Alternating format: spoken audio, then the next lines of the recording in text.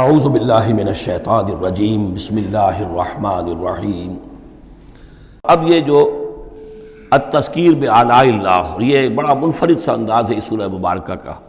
قل الحمد للہ وسلام علی عبادہ الذین اصطفیٰ، کہہ دیجئے کل شکر اور حمد و تعریف اللہ کے لیے ہے، اور سلام ہے اس کے ان بندوں پر جن کو اس نے چن لیا۔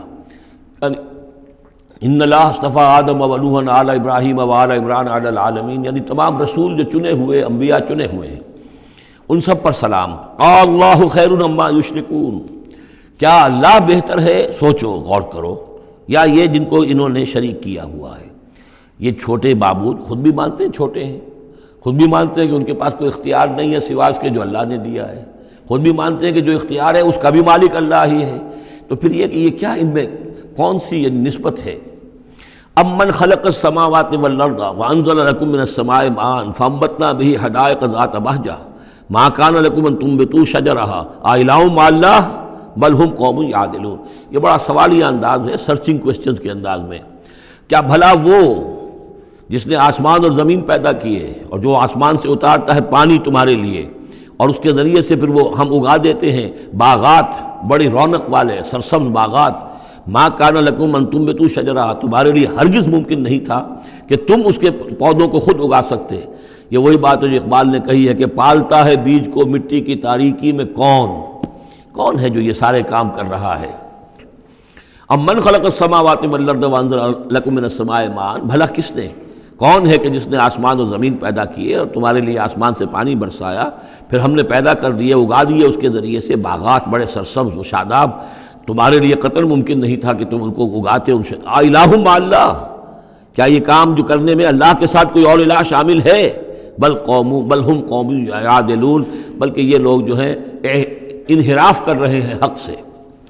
امن جعل الارض قرارا، بھلا کس نے بنایا زمین کو ٹھہرنے کی جگہ، وجعل خلالها انہارا، اور کس نے اس کے اندر بہا دی ہیں یہ ندیاں اور دریا، وجعل لها رواسیا، اور اس کے اندر لنگر ڈال دیے ہیں، وجعل بین البحرین حاجزا، اور دو دریاؤں کے درمیان کس نے پردہ ڈال دیا ہے؟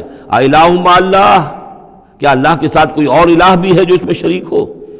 بل اکثرہم لا یعلمون، لیکن ان کی اکثریت اس کا علم نہیں رکھتی۔ ظاہر بات ہے اس کا جواب ان کے پاس یہی ہوتا تھا کہ اللہ کے سوا اور کوئی نہیں ہے۔ اس کو سمجھ لینا چاہیے، اس لیے کہ جو مخاطب تھے ان کے نظریات کیا تھے، ان کے عقائد کیا تھے، ان کا موقف کیا تھا، اس کو جاننا بہت ضروری ہے۔ یہ تعویل یہ خاص جو میں نے کہا تھا کہ جو اولین مخاطب تھے قرآن مجید کے، ان کے عقائد، نظریات، خیالات کیا تھے؟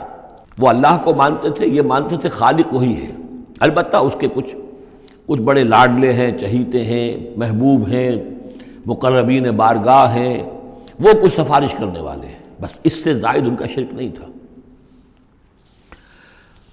امن یجیب المضطر اذا دعاہ، بھلا کون ہے وہ کہ جو کسی شخص کو جو تکلیف کے اندر ہے، اضطرار میں ہے، اس کی دعا کو سنتا ہے، اذا دعاہ ویکشف السوء، اور اس سے برائی کو دور کر دیتا ہے، تکلیف کو رفع کر دیتا ہے، ویجعلکم خلفاء الارض، اور وہی ہے کہ جو زمین میں تمہیں جانشین بناتا ہے، ایک نسل کے بعد دوسری کے بعد تیسری۔ الہ مع اللہ، کیا اللہ کے ساتھ کوئی اور الہ بھی ہے اس کام کے اندر شریک؟ قلیلا ما تذکرون، بہت کم نصیحت ہے اور بہت کم ہی توجہ ہے جو تم کرتے ہو۔ امن یہدیکم فی ظلمات البر والبحر، بھلا کون ہے وہ کہ جو تمہیں راستہ دکھاتا ہے اندھیروں میں، جنگل کے اندر بھی، بر میں بھی، خشکی میں بھی اور سمندر میں بھی۔ ومن یرسل الرياح بشرا بین یدی رحمتہ، اور وہ کون ہے کہ جو بھیجتا ہے ہواؤں کو بشارت دیتے ہوئے اپنی رحمت کے آگے آگے، باران رحمت کے آگے آگے ٹھنڈی ہوا کے جھونکے آتے ہیں۔ الہ مع اللہ، کیا اللہ کے ساتھ کوئی اور الہ؟ تعالی عما یشرکون، بہت بلند و بالا ہے وہ جس سے جو شرک یہ کر رہے ہیں۔ امن یبدأ الخلق ثم یعیدہ، بھلا کون ہے وہ جو ابتدا میں پیدا کرتا ہے خلق کو، پھر وہی اس کو دہرائے گا یا اس کا اعادہ کرتا ہے۔ ومن یرزقکم من السماء والارض، اور کون ہے کہ جو تمہیں رزق پہنچا رہا ہے آسمان سے بھی اور زمین سے بھی، آسمان سے پانی برستا ہے اور زمین سے پھر وہ تمہارے لیے رزق جو ہے نباتاتی وہ نکل آتا ہے۔ الہ مع اللہ، کیا اللہ کے ساتھ کوئی اور الہ بھی؟ قل ہاتوا برہانکم ان کنتم صادقین، کہیے ان سے لاؤ اپنی دلیل، سند لاؤ، برہان لاؤ اگر تم سچے ہو۔ قل لا یعلم من فی السماوات والارض الغیب الا اللہ، کہہ دیجئے کوئی نہیں اللہ کے سوا جو آسمانوں اور زمین کا غیب جانتا ہو۔ وما یشعرون ایان یبعثون، اور انہیں تو یہ بھی معلوم نہیں ہے کہ انہیں کب اٹھایا جائے گا. یعنی جو فوت ہو چکے ہیں، چاہے وہ اولیاء اللہ ہیں چاہے کوئی اور ہیں، اب وہ فوت ہو چکے ہیں، عالم برزخ میں ہیں، انہیں یہ بھی معلوم نہیں ہے کہ اٹھایا کب جائے گا.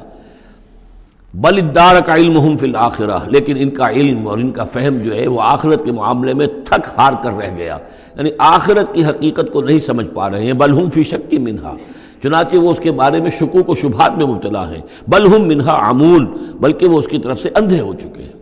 عملاً اندھے ہیں، مانتے ہیں آخرت ہے، جی اٹھنا ہے، لیکن اگر آخرت ہے، جی اٹھنا ہے، اگر اصل زندگی وہی زندگی ہے تو بھلا سوچو تم اس زندگی کے لیے کیا فکر کر رہے ہو. تمہیں کل کی فکر ہے کہ کیا کھائیں گے. اگر پیسے نہیں ہیں تو کس قدر فکر اور تشویش تابنگیر ہو جاتی ہے، اس لیے کہ کل کا پتہ ہے کل آئے گا، کل کا دن آئے گا، اس کے لیے مجھے ضرورت ہوگی. اگر اتنا یقین ہو آخرت کا بھی تو پھر سوچنا ہوگا کہ اس کے لیے کتنی سوچ ہے اور کتنی فکر ہے. وقال الذين كفروا اذا كنا ترابا وآباؤنا أئنا لمخرجون، اور کہتے ہیں یہ کافر کہ جب ہم ہو جائیں گے مٹی اور ہمارے آباء و اجداد بھی مٹی بن چکے تو کیا ہم پھر نکال لیے جائیں گے. لقد وعدنا هذا نحن وآباؤنا، اسی کا وعدہ کیا گیا تھا ہم سے بھی پہلے اور ہمارے آباء و اجداد سے بھی من قبل پہلے. ان هذا الا اساطیر الاولین، یہ نہیں ہے مگر پچھلوں کی کہانیاں ہیں، نقلیں ہیں، وہیں سے یہ بات نقل ہوتی چلی آ رہی ہے. قل سیروا فی الارض فانظروا، کہیے ان سے کہ ذرا سیر کرو زمین میں، گھومو پھرو. فانظروا کیف کان عاقبۃ المجرمین، تو کیسا انجام ہوا ہے ان قوموں کا کہ جنہوں نے اس جرم کی روش اختیار کی. ولا تحزن علیہم، ارے نبی اب آپ ان کے اوپر رنجیدہ نہ ہو. لعلک باخع نفسک الا یکونوا مؤمنین، شاید کہ آپ اس صدمے میں اپنے آپ کو ہلاک کر لیں گے کہ یہ ایمان نہیں لا رہے. فلا تحزن علیہم، اب آپ ان کے اوپر رنج نہ کریں. آپ نے اپنا فرض ادا کر دیا، اب ان کی اپنی شامت اعمال ہے، یہ جس کے مستحق بن رہے ہیں. نہ تو یہ کہ آپ ان پر رنج کریں، رنجیدہ ہوں ان کے انجام سے. ولا تکن فی ضیق مما یمکرون، اور جو چالیں یہ چل رہے ہیں اس کی وجہ سے آپ کا دل تنگ نہیں ہونا چاہیے. ان کی چالیں ناکام ہو جائیں گی، ہماری چالیں کامیاب ہوں گی، ہماری تدبیر ہے. ان کی ساری چالوں کا ہم احاطہ کیے ہوئے ہیں، ہمارے اذن کے بغیر پتہ تک جنبش نہیں کر سکتا.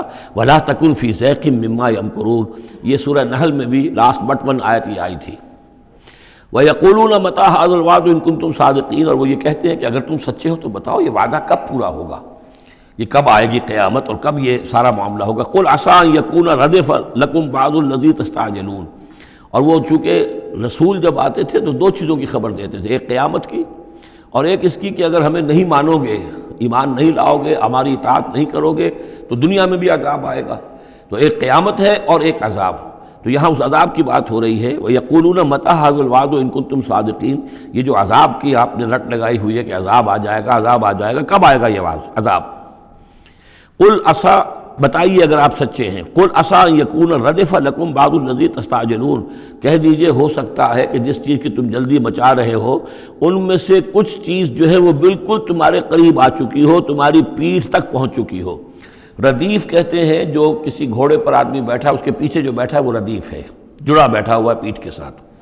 تو اس طریقے سے کہ تمہارے ساتھ جو وہ شامت ہے تمہاری، وہ تمہاری پیٹھ کے ساتھ لگی ہوئی آ چکی ہے. اور اس میں اشارہ ہے غالباً غزوہ بدر کی طرف کہ اب زیادہ دیر نہیں ہے کہ تمہارے اوپر وہ عذاب الہی کی پہلی قسط جو ہے وہ نازل ہو جائے گی. وَإِنَّ رَبَّكَ لَذُو فَضْلٍ عَلَى النَّاسِ وَلَٰكِنَّ أَكْثَرَهُمْ لَا يَشْكُرُونَ، اور یقیناً آپ کا رب جو ہے بڑے فضل والا ہے لوگوں کے حق میں. وہ تاخیر کر رہا ہے تو یہ اس کا فضل ہے، اس کا کرم ہے، اس کا رحم ہے. وَلَٰكِنَّ أَكْثَرَهُمْ لَا يَشْكُرُونَ، لیکن ان کی اکثریت شکر نہیں کرتی. وَإِنَّ رَبَّكَ لَيَعْلَمُ مَا تُكِنُّ صُدُورُهُمْ وَمَا يُعْلِنُونَ، اور یقیناً آپ کا رب خوب جانتا ہے کیا چھپاتے ہیں ان کے سینے اور کیا ظاہر کرتے ہیں، کہہ کیا رہے ہیں، اندر کیا ہے. اندر تو جیسا کہ ہم پہلے پڑھ چکے ہیں، وَاسْتَيْقَنَتْهَا أَنفُسُهُمْ جَحَدُوا بِهَا، انہوں نے انکار کیا ظلمًا وعدوا. وَاسْتَيْقَنَتْهَا أَنفُسُهُمْ، ان کے دل تو اندر سے جانتے تھے کہ بات صحیح ہے، محمد جھوٹے نہیں ہیں، قرآن حق ہے، بات مان چکے ہیں، دل گواہی دے چکا ہے، لیکن اپنی ضد، اپنی ہٹ، اپنا تکبر، اپنا حسد، اپنی چودراہٹ، یہ ہے کہ جس کی وجہ سے رکے ہوئے. وہی بات کہ جو کہ اہل کتاب کے علماء کے بارے میں تھی، یعرفونہ کما یعرفون ابناہم، ایسے پہچانتے ہیں محمد کو اور قرآن کو صلی اللہ علیہ وسلم جیسے اپنے بیٹوں کو. تو جو کچھ ان کے سینوں میں چھپا ہوا ہے وہ تو ایمان ہے کہ وہ مانتے ہیں اس کو کہ یہ بات صحیح ہے، لیکن وما یعلنون، زبان سے انکار کر رہے ہیں. وما من غائبۃ فی السماء والارض الا فی کتاب مبین، نہیں ہے کوئی بھی شے چھپی ہوئی، غائب شے، غیب کی کوئی شے آسمان کی یا زمین کی، الا فی کتاب مبین، وہ ایک روشن کتاب میں موجود ہے۔ یہ وہ کتاب ہے، اللہ کا علم قدیم جو ہے، گویا کہ اسی کو کتاب کہا جا رہا ہے۔ صدق اللہ العظیم۔